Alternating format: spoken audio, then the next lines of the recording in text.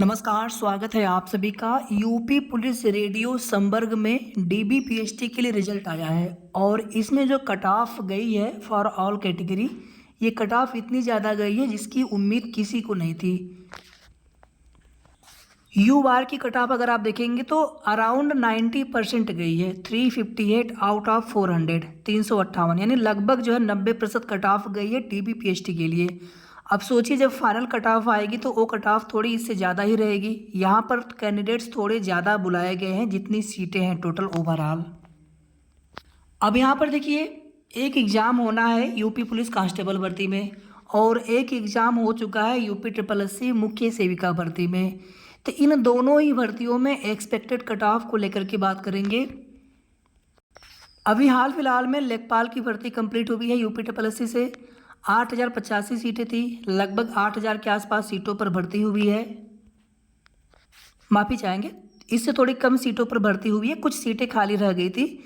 उसके बावजूद आप देखेंगे कट ऑफ जो जनरल की यूआर की कट ऑफ गई है 83.25, यानी कि कुल मिलाकर के अब उन्हीं बच्चों का सिलेक्शन होना है जो बेटर से बेस्ट, बेस्ट से एक्सीलेंट होंगे। इसमें देखिए दो तरह के पद हैं रेडियो संवर्ग में, एक है कर्मशाला कर्मचारी का और एक है सहायक परिचारक का। इसमें अगर आप देखेंगे तो टोटल 370 अभ्यर्थियों को डीबी और पीएचटी के लिए बुलाया गया। डीबी यानी डॉक्यूमेंट वेरिफिकेशन, अभिलेखों की समीक्षा, और पीएचटी यानी फिजिकल स्टैंडर्ड टेस्ट, शारीरिक मानक परीक्षण हेतु। और अगर आप इसमें कट ऑफ देखेंगे अनारक्षित की तो 352 गई है, आउट ऑफ 400 है ये। ईडब्ल्यूएस के लिए 346, ओबीसी के लिए 347, एससी के लिए 328 और एसटी के लिए 303। इसी तरह से आप लेटरल में यानी हॉरिजॉन्टल में भी आप देख सकते हैं कि स्वतंत्रता संग्राम सेनानी में या फिर भूतपूर्व सैनिक या फिर महिलाओं के लिए भी कट ऑफ 336 गई है अनारक्षित में, जो महिला युवार है। इसी तरह से जो महिला ईडब्ल्यूएस से 331 कट ऑफ गई, जो महिला ओबीसी में है 327 कट ऑफ गई है, यानी कि उनको अपने वर्टिकल और हॉरिजॉन्टल दोनों ही रिजर्वेशन के बाद इतनी कट ऑफ उनकी देखने को मिल रही है। इसी तरह से एससी और महिला है तो 307 कट ऑफ गई है। जबकि यहाँ पर जो जनरल की यूआर की अनारक्षित की कट ऑफ है 300 प्लस माइनस 300 के अराउंड एक्सपेक्ट किया गया था, सीटों की संख्या को देखते हुए, पेपर का लेवल देखते हुए। दूसरा इसमें पद है सहायक परिचालक का। अगर आप इसमें देखेंगे तो टोटल 1374 पद हैं और 4216 अभ्यर्थियों को डीबी पीएचटी के लिए बुलाया गया है। मतलब अगर आप देखेंगे तो लगभग जो है 3 गुना के आसपास। जैसे किसी कैटेगरी में हो सकता है कि थोड़ा सा ज़्यादा, किसी कैटेगरी में थोड़ी सी कम, ऐसा होता है।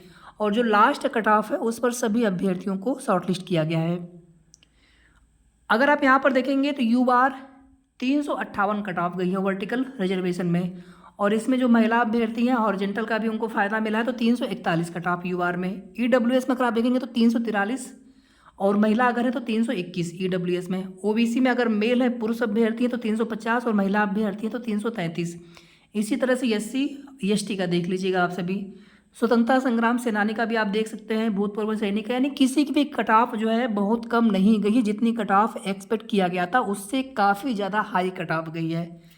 तो कुल मिलाकर के आने वाले टाइम में देखिए, यहाँ पर अभी यूपी ट्रिपल एस सी मुख्य सेविका भर्ती के लिए बात करेंगे, लेकिन जो यूपी पुलिस कांस्टेबल की तैयारी करने वाले जितने भी अभ्यर्थी हैं, सीटों की संख्या काफ़ी ज़्यादा है आपकी भर्ती में और ओवरऑल 300 नंबर का पेपर होने वाला है। इसके बावजूद आप लोग जितनी अच्छी तैयारी कर सकते हैं उतनी अच्छी तैयारी आप करिएगा, जितनी अच्छी तैयारी आप कर सकते हैं। और कोई भी एक्सपेक्टेड कट ऑफ के चक्कर में मत पड़िएगा। जितना आप बेस्ट कर सकते हैं, 240, 250, 260, जितने आप अच्छे मार्क्स ला सकते हैं। पेपर अगर थोड़ा ठीक ठाक लेवल आया, इजी टू मॉडरेट आया, तो आप जितने अच्छे मार्क्स आप इसमें ला सकें, 250 प्लस, कम से कम 250 प्लस का आप टारगेट बना करके चलें।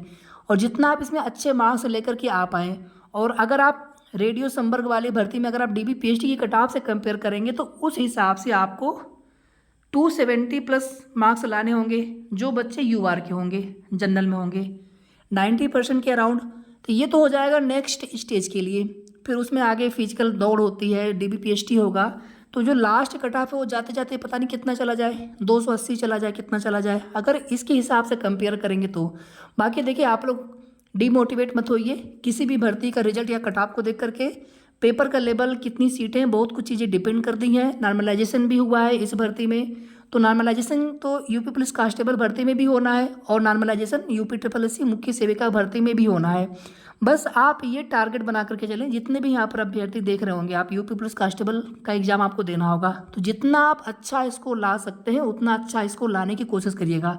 और ये जो रिजल्ट आया हुआ इसमें 1/4 नेगेटिव मार्किंग भी थी, इसके बावजूद इतनी कट ऑफ गई है। 1/4 नेगेटिव मार्किंग भी है इसमें, ठीक है। बाकी 300 नंबर का पेपर होगा, तो नॉर्मलाइजेशन में भी उसी तरह से नंबर कम या ज़्यादा होंगे। कई शिफ्टों में एग्जाम होगा। तो यूपी ट्रिपल एस सी मुख्य सेविका भर्ती में 100 नंबर का पेपर था, तो वहाँ पर थोड़े से डिफरेंस कम रहेंगे। बट यहाँ पर कहीं ना कहीं चीज़ें सोचने पर मजबूर कर देती हैं आखिर में कि कितना प्लस माइनस होगा, नॉर्मलाइजेशन से कितना प्रभाव पड़ेगा शिफ्टों में, और रिजल्ट में कितनी कट ऑफ जा सकती है इन चीज़ों को देखते हुए।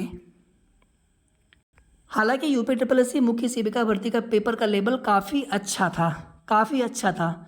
और जो भी रेडियो संपर्क की भर्ती की परीक्षा हुई थी, पेपर का लेवल आसान था, इजी टू मॉडरेट कह सकते हैं, मैं बस उससे ज़्यादा नहीं। तो वहाँ पर 300 या 300 के ऊपर नंबर लाए जा सकते थे, ये सभी को उसी समय समझ में आ गया था। लेकिन इतनी हाई कट ऑफ जाएगी ये किसी को पता नहीं था। इसी तरह से यूपी पुलिस कांस्टेबल भर्ती में भी आप लोग जितना अच्छा स्कोर गेन कर सकते हैं, आप किसी भी कैटेगरी में हो तो आप उतना अच्छा स्कोर लाने की कोशिश करेंगे। और जितना हो सके आप अधिक से अधिक प्रैक्टिस करिए। टाइम बाउंड होता है आपके लिए, तो उतने ही समय में आपको पूरा क्वेश्चन पेपर करना होता है। तो बस आप बहुत अच्छा करिए, जितना आप अच्छा कर सकते हैं। अगर आपको सिलेक्शन चाहिए तो आपको एक्सीलेंट बनना पड़ेगा। अब आगे देखिए, यहाँ पर जितने भी यूपी ट्रिपल एस सी मुख्य सेविका भर्ती की बहनें हैं, आप लोग कट ऑफ को लेकर के बहुत ज़्यादा परेशान होते हैं। हालांकि हम कट ऑफ पर चर्चा नहीं करते हैं, अवॉइड करते हैं, और हमारा मेन फोकस होता है कि आपका रिजल्ट आए। एक तो जो कोर्ट वाला मैटर है, जिसमें बेवजह कि आप लोग परेशान हो रहे हैं, जिसमें कि आप लोगों की कोई गलती नहीं और बिना मतलब कि आप लोगों को एक यहाँ पर इंतजार करना पड़ रहा है, जबकि वहाँ पर सरकार विभाग की जिम्मेदारी थी कि जो भी केस वाला मैटर है उसको आप फाइनल करवाएं या तो स्टे ऑफ वैकेंट करवाएं। अभी जो डिवीज़न बेंच से जो स्पेशल अपील फाइल की गई थी, वहाँ से एक इंस्ट्रक्शन आप ऐसे कह सकते हैं कि वहाँ पर एक प्रेयर की गई थी और उसके फेवर में केस डिस्पोज हुआ है। लेकिन वहाँ पर बिल्कुल एक होता है ना कि एक स्पष्ट इंस्ट्रक्शन आ जाए, आदेश आ जाए कि आपको इतने टाइम में केस सॉल्व करना है, हल करना है, तो वो अलग चीज़ें होती हैं। बट यहाँ पर हम ये नहीं कहेंगे कि उसका कोई प्रभाव नहीं पड़ेगा। थोड़ा बहुत प्रभाव या फिर उसका एक सकारात्मक प्रभाव निश्चित रूप से पड़ेगा। लेकिन जिस चीज़ की हम लोगों ने उम्मीद की थी कि एक टाइम बाउंड हो जाएगा या फिर स्टे वैकेंट को लेकर के यहाँ पर बहुत जल्दी निस्तारित करने की प्रक्रिया शुरू हो जाएगी या फिर जवाब तलब होगा, इस तरह की चीज़ें देखने को नहीं मिल सका। खैर, आप उसमें हताश निराश मत हो, प्रयास किया गया, बस ऐसे ही निस्वार्थ भाव से प्रयास होना चाहिए आगे भी। और अब कुल मिलाकर के चीज़ें ग्राउंड लेवल पे आ चुकी हैं। जो चीज़ें बहुत पहले से करनी थी कि बस मुख्यमंत्री जी से जाकर के एक बार नहीं कई बार जाकर के अंदर भले उनसे मिलने के लिए 2 बहनें ही जाएं, लेकिन वहाँ पर बाहर 100 बहनें खड़ी रहें जो आसपास के ज़िले की या उस ज़िले की बहनें हो, ताकि एक प्रेशर बने, मीडिया भी कवरेज करे कि हाँ इतनी बहनें आई हुई थी अपनी भर्ती को लेकर के मुख्यमंत्री जी से मिलने के लिए। तो इस तरह से ग्राउंड लेवल पे आप लोग प्लीज़ थोड़ा सा कोशिश करिए, इसके अलावा कोई और रास्ता नहीं है। अब यहाँ पर देखिए, आपकी भर्ती में भी नॉर्मलाइजेशन होना है 100%, क्योंकि 2 शिफ्ट में पेपर हुआ है, दोनों शिफ्टों का पेपर अलग अलग है, तो लेवल भी अलग अलग माना जाएगा। और ये डिपेंड करता है आप लोगों के ऊपर, आप लोगों के एवरेज स्कोर के ऊपर। अब जिस तरह से रेडियो संपर्क वाली भर्ती में आप देखेंगे तो कुछ अभ्यर्थियों के तो कितने नंबर बढ़े घटे हैं, हम तो देख करके वहाँ पे दंग रह गए कि 30-30, 40-40 नंबर तक लोग बता रहे हैं कि प्लस या माइनस हुए हैं। मतलब अगर 20, 25, 30 नंबर भी मान करके चलें, और वहाँ पे 400 नंबर का पेपर है और आपके यहाँ जो है 100 नंबर का पेपर है, तो यानी कि 100 नंबर में भी कम से कम 5 से 10 नंबर का डिफरेंस हो सकता है इस हिसाब से। तो या फिर 4 से 5 नंबर का भी अगर डिफरेंस हो गया तो फिर अब किसी को नहीं पता है कि किस शिफ्ट में नंबर घटेंगे बढ़ेंगे। माननीय आयोग ही बता सकते हैं, जब वो रिजल्ट तैयार करेंगे तो उन्हीं को पता रहेगा, हम आप नहीं यहाँ पर बता सकते हैं। तो अब यहाँ पर मन में काफ़ी ज़्यादा दुविधा आप सभी की होगी। ऑलरेडी जो भी आंसर की आई थी, जो फुल मार्क्स मिले थे, उसमें ऑलरेडी जो है कुछ बहनों के नंबर उतने ही रह गए, कुछ बहनों के नंबर बढ़ गए, 3-3, 4-4 नंबर तक बढ़े हैं, या फिर 4 नंबर से भी ज़्यादा, जिनके वो सभी प्रश्न पहले से गलत थे, चारों के चारों। तो उस शिफ्ट में कहीं ना कहीं उनको 4 से 5 नंबर तक का, 4 से 4.5, 4.25 नंबर तक का फ़ायदा मिल गया। तो अब यहाँ पर उसके बाद कई बहनें गई भी थी आयोग में कि हमारे साथ अन्याय हुआ है, हमारे साथ सही नहीं हुआ है। अब यहाँ पर नॉर्मलाइजेशन में भी आगे चीज़ें क्या हो सकती हैं। अब देखिए, यहाँ पर आप लोग बिल्कुल डीमोटिवेट मत होइए, बस यहाँ पर एक हम लोग चीज़ें एनालाइज करने की कोशिश कर रहे हैं। बाकी वी होप कि सब कुछ अच्छा हो आगे। और आपकी भर्ती में ज़्यादा डिफरेंस ना हो, 2-3-4 नंबर से ज़्यादा। हालांकि हमको लगता था कि अधिकतम 1-2 नंबर का डिफरेंस होना चाहिए पेपर का लेवल देखते हुए। और यूपी ट्रिपल एस सी में जो भी पहले नॉर्मलाइजेशन हुआ है, जो भी एग्जाम्स हुए हैं, उनको देखते हुए कुछ चीज़ें हम उस आयोग या उस भर्ती बोर्ड के इतिहास को देखते हुए बताते हैं, तो वो चीज़ें उसी तरह से होती हैं। बाकी यूपी पुलिस वाले में होता है, नॉर्मलाइजेशन में ज़्यादा डिफरेंस होता है वहाँ पर। फिर भी हम अगर यहाँ पर 3-4 नंबर भी अधिकतम डिफरेंस मान के चलें कि नॉर्मलाइजेशन में इतना प्रभाव पड़ सकता है, इतना इतना डिफरेंस आ सकता है, ठीक है। बाकी कम भी हो सकता है, ज़्यादा भी हो सकता है, चीज़ों को हम छोड़ देते हैं और उस पर अभी से परेशान होकर के कोई मतलब उसका निकलेगा नहीं। और यहाँ पर देखिए कट ऑफ को लेकर के सबसे ज़्यादा दुविधा होती है आप सभी के मन में। और कट ऑफ को प्रिडिक्ट कर पाना कहीं ना कहीं थोड़ी सी दिक्कतें सभी को होती है, हमें भी होती हैं कि हाँ लगभग कितना एक्सपेक्टेड कट ऑफ जा सकता है। लेकिन जो हमने एक अनुमानित चीज़ें आप सभी को बता रखी हैं, कट ऑफ का अनुमान गलत नहीं होता है। लगभग 2-3 नंबर, 4 नंबर, 1 नंबर, 2 नंबर, कभी कभी इससे भी कम, कभी ज़्यादा, तो इतना ही डिफरेंस देखने को मिलता है। बट नॉर्मलाइजेशन से थोड़ा सा उसमें डिफरेंस आ जाएगा। और आपकी भर्ती में पेपर का लेवल काफ़ी अच्छा था, तो इस वजह से आप लोग डिमोटिवेट या ज़्यादा आप लोग परेशान मत होइए, ज़्यादा पैनिक मत होइए कि नहीं हमारे यहाँ भी कट ऑफ इसी तरह से कहीं बहुत हाई ना चली जाए। बाकी जो हमने आपको बता रखा है कि 50 कट ऑफ जानी चाहिए डीबी के लिए। जैसे इनका भी डीबी का ही रिजल्ट आया हुआ है, डीबी और पीएचटी का तो रिजल्ट आया हुआ है। आपकी भर्ती में केवल डीबी होना है, डॉक्यूमेंट वेरिफिकेशन होना है, अवलेखों की समीक्षा केवल होनी है। तो 50 प्लस माइनस ही ये हमारा अनुमान बहुत पहले से है। इसमें प्लस माइनस माइनस भी हो सकता है, प्लस तो होने के चांस ज़्यादा रहेंगे, बस इसी के आसपास। जनरल का, ओबीसी का, बाकी जो अदर कैटेगरी है, ईडब्ल्यूएस है, एससी है, एसटी है, तो थोड़े से उनके कम रहेंगे कट ऑफ इसकी तुलना में। और अब यहाँ पर आगे चीज़ें नहीं बता सकते आप सभी को, यहाँ पर बस एक समझ लीजिए कि एक अनुमान है सिर्फ कि डीबी में अब यहाँ पर अगर हम मान के चलते हैं कि डीबी में लगभग 2-2.5 गुना अभ्यर्थी बुलाए जाते हैं, लगभग 7,000, 8,000, 9,000, अधिकतम 10,000 तक अभ्यर्थी बुलाए जाते हैं। अब उसमें कितने लोग डीबी कराएंगे, कितनी डीबी स्किप करेंगे, कितने अभ्यर्थी उसमें एलिजिबल नहीं पाए जाएंगे, तो बहुत कुछ चीज़ें डिपेंड करेगा डॉक्यूमेंट वेरिफिकेशन में। उसके बाद ही एक अनुमान लगाना उचित रहेगा कि लगभग फाइनल कट ऑफ कितनी जा सकती है। आप लोग भी यहाँ से अंदाज़ा लगा सकते हैं कि 50 से सीधे 65 से या 70 तो होने वाला है नहीं, बहुत कट ऑफ बढ़ेगी यहाँ से। तो 5-7 number, 8 number, 9 number, 10 number, 11 number, 12 number, इतना ही कट ऑफ बढ़ना चाहिए, उससे ज़्यादा नहीं, ठीक है। जनरल के लिए, ओबीसी के लिए, बाकी अदर कैटेगरी के लिए डीबी में भी कट ऑफ कम जानी है और फाइनल कट ऑफ भी आपकी कम रहेगी।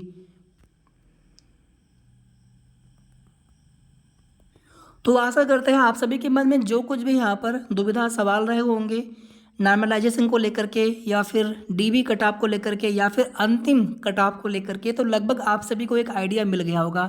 एक सवाल आप सभी के मन में और भी होगा कि हमारा रिजल्ट कब तक आ सकता है। देखिए रिजल्ट को लेकर के सितंबर अक्टूबर तक का हमको अनुमान है, सितंबर अक्टूबर तक 100% आ जाएगा रिजल्ट, इससे ज़्यादा डिले नहीं होना चाहिए। बहुत कोशिश, बहुत मेहनत हो गई है और अच्छे से पता है विभाग को, मुख्यमंत्री जी को भी, कि आप लोग बहुत परेशान हैं और कोशिशें लगातार चल रही हैं। तो लेट से लेट अक्टूबर तक आपका डीबी का रिजल्ट आ जाना चाहिए। हालांकि जो आयोग की जो कार्य जो उन्होंने समीक्षा एक प्रस्तुत की थी मुख्यमंत्री जी के सामने, आप देखेंगे उसमें नवंबर दिसंबर एक्सपेक्टेड उन्होंने उसमें बता रखा है कि नवंबर दिसंबर तक आपका रिजल्ट वो देंगे। बट हमें लग रहा है कि सितंबर लास्ट तक या फिर अक्टूबर में भी आपका रिजल्ट आने के 100% उम्मीद है, 100% चांस है। और हमारी ईश्वर से प्रार्थना है कि आप सभी का इंतजार जल्द समाप्त हो। सितंबर में जो भी डेट लगी है वो court as per court order है, कॉज लिस्ट आ जाएगी तो डेट बिल्कुल कंफर्म हो जाएगा। उससे पहले भी डेट लगवाई जा सकती है, लेकिन इसमें विभाग शासन अर्जेंसी लगाएंगे तब। यानी कि यहाँ पर अगर हम चाह करके भी, थर्ड पार्टी बन करके भी, अगर लिस्टिंग एप्लीकेशन फाइल करके भी अगर जल्दी डेट लगवाना चाहें तो नहीं लगती है। मैं एक नहीं, मैं कई भर्तियों को आपको बता सकता हूँ। हम लोग जो कोशिश कर सकते थे, जो आप लोग कोशिश कर सकते थे, आप लोगों ने किया, अपना बेस्ट किया आप लोगों ने। लेकिन अब यहाँ पर जिम्मेदारी जो पिटिशनर है, याचिकाकर्ता है, उनकी जिम्मेदारी है कि आप स्टे की मांग लगातार क्यों कर रहे हैं, आप अपना मैटर सॉल्व करवाइए। आपके स्टे एप्लीकेशन की वजह से, स्टे की मांग की वजह से भर्ती में स्टे लगा और यहाँ पर जो हज़ारों बहनें हैं वो परेशान हैं आप लोगों की वजह से। आप अपने न्याय के लिए लड़िए, ठीक है, लेकिन आप स्टे एप्लीकेशन आप उसको वैकेंट कराने के लिए आप भी कोशिश करें कि आपका मैटर फाइनल हो। विभाग शासन भी कोशिश करें कि उनका मैटर फाइनल हो और आपकी भर्ती बिना किसी अड़चन के पूरी हो, कंप्लीट हो, प्रोसेस आगे बढ़े।